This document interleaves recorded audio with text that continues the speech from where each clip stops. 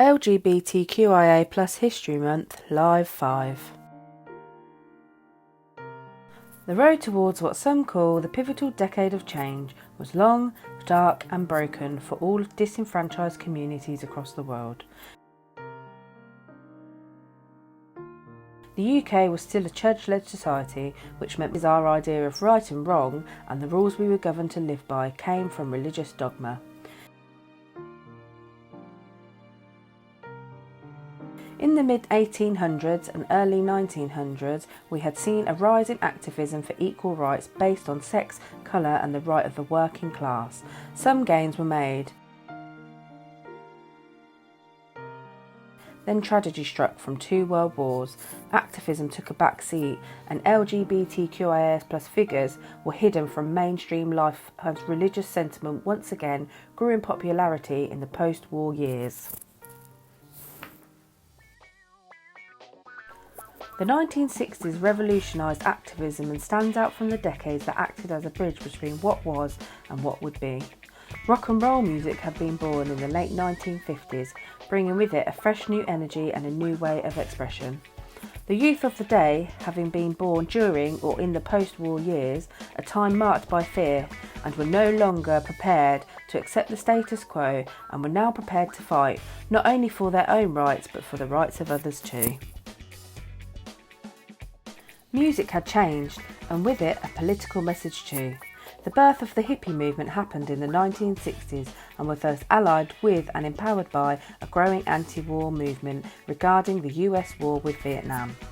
Hippie counterculture petitioned for peace, non-violence and love, popularising the phrase "love, not war." They promoted values of openness and tolerance, and as a replacement to what were perceived as a restrictive and rigid white middle-class society. In the 1966, the biggest shift of all, a shift that could and would begin to move forward, a much more conscious political agenda happened. We moved from being a church-led society. This meant that the rules of our society would now come from the government, the perfect place to petition for new laws. We were no longer a miniature versions of our parents, wearing miniature outfits just like theirs. We now wore what we liked, listened to what we liked, believed what we liked, and slept with who we liked.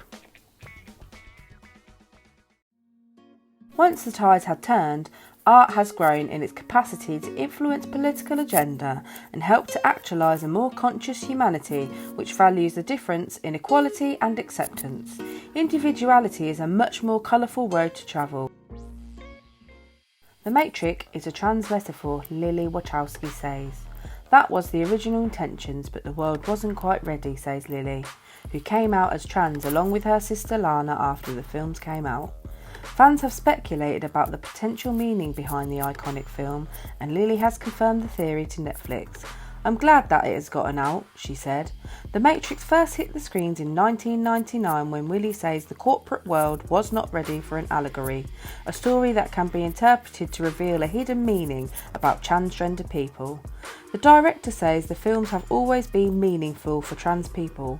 They come up to me and say these movies saved my life.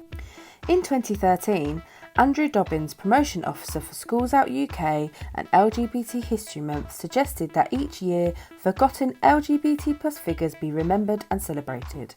This is in line with the group's tagline of claiming our past and gives LGBT+ students more role models with whom to identify. This has been action since 2014. I would like to highlight one of 2022 figures, Keith Haring. Keith Haring was an American artist known for his pop art that came from the New York City graffiti subcultures of the 1980s. Today, Haring's colourful and vibrant art is easily recognised, as is his ability to use his art to raise awareness for causes that were close to his heart. Haring explored themes that revolved around politics, sexuality, war, religion and AIDS. This work was largely influenced by New York City street culture. Keith Haring sadly died of complications from AIDS at the age of 31. After decades of flower power and love-ins, the political music scene took a turn in the 1970s, away from non-violent and peaceful protests and towards all-out anarchy with the rivals of the punk scene. The Sex Pistols and their frontman Johnny Rotten set the scene with their one recorded album, Anarchy in the UK. Punks lived to shock, and just to shock. with mohawks of many colour, leather clothing and clothing ripped on purpose with safety pins, was their fashion and political statement. Punks were not to be messed with, and they were unafraid to let anyone know that, including the government and especially the government. But no self-respecting punk would leave home without their most prized possession, their Doc Martens. Unwittingly, the famous footwear that comes from a small village just a few miles from our Wellingborough College campus will play a big role in the civil rights movement. Doc Martens and coloured laces have become a thing. Different coloured laces represent affiliations with different subcultures. Yellow laces represent non-racists and black laces are neutral. Purple laces would traditionally represent gay pride, and more recently rainbow laces have been used to represent and support the LGBTQIA+ community in sport. Stonewall's Rainbow Lace campaign is to raise visibility and awareness for both sport people and fans. But was it the punk who immortalised Dr. Martens into the Hall of Fashion fame, to be used as a small yet significant sign of support for the LGBTQIA+ communities?